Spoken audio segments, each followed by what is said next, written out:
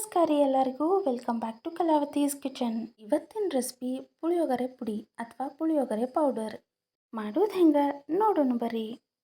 ಮೊದಲಿಗೆ ನಾವಿಲ್ಲಿ stove on ಮಾಡ್ಕೊಂಡು ಒಂದು ಫ್ರೈಯಿಂಗ್ ಪ್ಯಾನ್ ಇಟ್ಕೊಂಡಿವ್ರಿ. ಅದಕ್ಕೆ ಒಂದು 8ರಿಂದ 10 ಬ್ಯಾಡಗಿ ಮೆಣಸಿನ್ಕಾಯಿ ಮತ್ತು ಒಂದು 3ರಿಂದ 4 ಗುಂಟೂರು ಮೆಣಸಿನ್ಕಾಯಿ ತೊಗೊಂಡಿವ್ರಿ. ಈಗ ಇದನ್ನು ಲೋ ಫ್ಲೇಮ್ ಒಳಗೆ ಒಂದು 2ರಿಂದ 3 ನಿಮಿಷ ಹಿಂಗೆ ಫ್ರೈ ಮಾಡ್ಕೋಬೇಕ್ರಿ.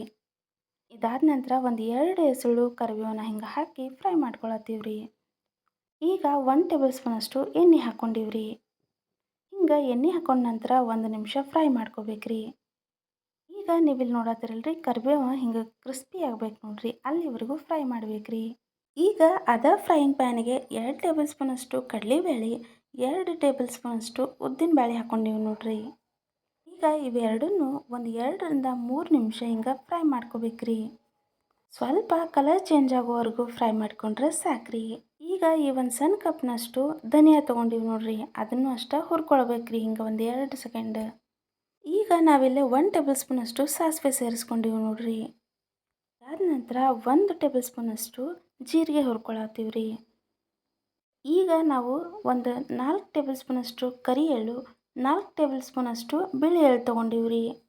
ಇವೆರಡನ್ನೂ ಸ್ವಲ್ಪ ಚಲೋತ್ನಂಗೆ ಫ್ರೈ ಮಾಡ್ಕೋಬೇಕ್ರಿ ಲೋ ಫ್ಲೇಮ್ ಒಳಗೆ. ಈಗ ನಾವಿಲ್ಲಿ ಒಂದು ಸಣ್ಣ ಕಪ್ನಷ್ಟು ಒಣ ಕೊಬ್ಬರಿ ತೊಗೊಂಡಿವಿ ನೋಡ್ರಿ, ಅದನ್ನು ಅಷ್ಟೇ ಸ್ವಲ್ಪ ಒಂದು 2 ಸೆಕೆಂಡು ಫ್ರೈ ಮಾಡ್ಕೋಬೇಕ್ರಿ.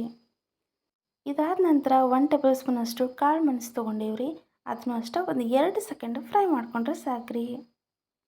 ಇದನ್ನೆಲ್ಲ ಫ್ರೈ ಮಾಡ್ಕೊಂಡಾದ ನಂತರ ಸ್ವಲ್ಪ ಹುಣಸೆ ಹಣ್ಣು ತೊಗೊಂಡಿವ್ರಿ. ಒಂದು ದೊಡ್ಡ ನಿಂಬೆ ಹಣ್ಣಿನ ಗಾತ್ರದಷ್ಟು ಹುಣಸೆ ಹಣ್ಣು ತೊಗೊಂಡಿವಿ ನೋಡ್ರಿ.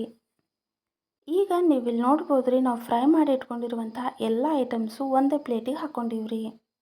ಈಗ ಇದೆಲ್ಲ ಸ್ವಲ್ಪ ತಣ್ಣಗಾದ ನಂತರ ಮಿಕ್ಸಿ ಜಾರಿಗೆ ಹಾಕ್ಕೊಳತ್ತೀವಿ ನೋಡ್ರಿ. ನಿಮಗೆ ನಾವು ಮಾಡಿ ತೋರಿಸತ್ತಿರುವಂತಹ ರೆಸಿಪೀಸ್ ಇಷ್ಟ ಆಗಿದ್ರೆ ನಮ್ಮ ವಿಡಿಯೋಸ್ನ ಲೈಕ್ ಮಾಡಿರಿ, ಶೇರ್ ಮಾಡಿರಿ, ನಮ್ಮ ಯೂಟ್ಯೂಬ್ ಚಾನಲ್ನ ಸಬ್ಸ್ಕ್ರೈಬ್ ಮಾಡಿಕೊಂಡು ಸಪೋರ್ಟ್ ಮಾಡಿರಿ. ಈಗ ನೀವು ನೋಡ್ಬೋದ್ರಿ, ಹುರಿದಿರುವಂಥ ಎಲ್ಲ ಪದಾರ್ಥಗಳನ್ನ ಹಾಕ್ಕೊಂಡಿವಿ. ರುಚಿಗೆ ತಕ್ಕಷ್ಟು ಉಪ್ಪು ಮತ್ತು ಸ್ವಲ್ಪ ಬೆಲ್ಲ ಹಾಕ್ಕೊಂಡು ಇದನ್ನು ರುಬ್ಕೊಂಡಿವ್ರಿ. ಈಗ ನೋಡ್ಬೋದ್ರಿ ನೀವು ಇಲ್ಲಿ ರುಬ್ಕೊಂಡಿರುವಂತಹ ಪುಡಿ ರೆಡಿ ಆಗೈತ್ರಿ. ಈಗ ಇದಕ್ಕೊಂದು ಒಗ್ಗರಣೆ ರೆಡಿ ಮಾಡ್ಕೊಳ್ಳೋಣ್ರಿ. ಮೊದಲಿಗೆ ನಾವಿಲ್ಲಿ ಸ್ಟವ್ ಆನ್ ಮಾಡಿಕೊಂಡು ಒಂದು ಕಡಾಯಿ ಇಟ್ಕೊಂಡಿವ್ರಿ. ಸ್ವಲ್ಪ ಎಣ್ಣೆ ಹಾಕ್ಕೊಂಡಿವ್ರಿ. ಇದಾದ ನಂತರ ಒಂದು ಅರ್ಧ ಟೇಬಲ್ ಸ್ಪೂನಷ್ಟು ಕಡಲೆಬೇಳೆ, ಒಂದು ಅರ್ಧ ಟೇಬಲ್ ಸ್ಪೂನ್ ಆಗೋಷ್ಟು ಉದ್ದಿನಬೇಳೆ ಹಾಕ್ಕೊಂಡಿವ್ರಿ. ಇದು ಎರಡನ್ನೂ ಸ್ವಲ್ಪ ಫ್ರೈ ಮಾಡ್ಕೊಂಡಿವಿ ನೋಡ್ರಿ. ಇದಾದ ನಂತರ 1 ಕಪ್ನಷ್ಟು ಶೇಂಗಾ ಹಾಕ್ಕೊಂಡಿವಿ ನೋಡ್ರಿ. ಶೇಂಗಾ ಅಥವಾ ಕಡಲೆ ಬೀಜ ಇದನ್ನು ಸ್ವಲ್ಪ ಫ್ರೈ ಮಾಡ್ಕೋಬೇಕು ನೋಡ್ರಿ. ಹಿಂಗೆ ಒಂದು 2 ನಿಮಿಷ ಇದನ್ನು ಫ್ರೈ ಮಾಡ್ಕೊಂಡಾದ ನಂತರ ಹಿಂಗೆ ಒಂದು 2ರಿಂದ 3 ಮೆಣಸಿನ್ಕಾಯಿನ ಮುರಿದು ಹಾಕ್ಕೊಂಡಿವಿ ನೋಡ್ರಿ. ಇದನ್ನು ಅಷ್ಟೇ ರೀ ಒಂದು 2 ಸೆಕೆಂಡ್ ಹಿಂಗೆ ಫ್ರೈ ಮಾಡ್ಕೋಬೇಕ್ರಿ. ಈಗ ನಾವಿಲ್ಲಿ ಸ್ವಲ್ಪ ಕರಿಬೇವು ಸೇರಿಸ್ಕೊಂಡಿವಿ ನೋಡ್ರಿ. ಈ ಕರಿಬೇವು ಸ್ವಲ್ಪ ಕ್ರಿಸ್ಪಿ ಆಗ್ಬೇಕು ನೋಡ್ರಿ, ಅಲ್ಲಿವರೆಗೂ ಇದನ್ನು ಫ್ರೈ ಮಾಡ್ಕೋಬೇಕ್ರಿ. ಹಿಂಗೆ ಫ್ರೈ ಮಾಡ್ಕೊಂಡಾದ ನಂತರ ಇಲ್ಲಿ 1 ಟೇಬಲ್ ಸ್ಪೂನಷ್ಟು ಕರಿ ಎಳ್ಳು ಹಾಕ್ಕೊಂಡಿವಿ ನೋಡ್ರಿ. ಮತ್ತು ಒಂದು ಅರ್ಧ ಕಪ್ನಷ್ಟು ನಾವಿಲ್ಲಿ ಒಣ ಕೊಬ್ಬರಿ ತುರಿ ತೊಗೊಂಡಿವಿ ನೋಡ್ರಿ, ಅದನ್ನು ಸೇರಿಸ್ಕೊಂಡು ಇದನ್ನು ಒಂದು 2 ನಿಮಿಷ ಹಿಂಗೆ ಫ್ರೈ ಮಾಡ್ಕೋಬೇಕು ನೋಡ್ರಿ.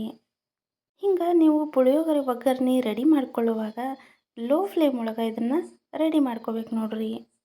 ಈಗ ಈ ಒಗ್ಗರಣೆಗೆ ಸ್ವಲ್ಪ ಇಂಗು ಸೇರಿಸಿವಿ ನೋಡ್ರಿ. ಪುಳಿಯೋಗರೆ ಪುಡಿನ ನೀವು ಯಾವಾಗಲೇ ಮಾಡಿದರೂ ಸ್ವಲ್ಪ ಇಂಗು ಸೇರಿಸೋದನ್ನು ಮರಿಬೇಡ್ರಿ. ಇಂಗಿನಿಂದ ಡಿಫ್ರೆಂಟಾಗಿ ಯುನೀಕ್ ಟೇಸ್ಟ್ ಇರುತ್ತೆ ರೀ. ಈಗ ನೋಡ್ರಿ ಆಗಲೇ ರುಬ್ಬಿಟ್ಕೊಂಡಿದ್ವಲ್ರಿ ಪುಡಿ, ಅದನ್ನು ಹಾಕ್ಕೊಂಡಿವ್ರಿ. ನಾವು ಸ್ವಲ್ಪ ಖಾರ ಜಾಸ್ತಿ ತಿನ್ನೋದ್ರಿಂದ ಇದಕ್ಕೆ ಅಚ್ಚ ಖಾರದ ಪುಡಿ ಸೇರಿಸ್ಕೊಂಡಿವ್ರಿ. ಇದಾದ್ರೆ ರೆಡಿ ನೋಡ್ರಿ ಈ ಒಂದು ಪುಳಿಯೋಗರೆ ಪೌಡರ್. ಈ ಒಂದು ರೆಸಿಪಿ ನೋಡಿದ್ದಕ್ಕೆ ಧನ್ಯವಾದಗಳ್ರಿ.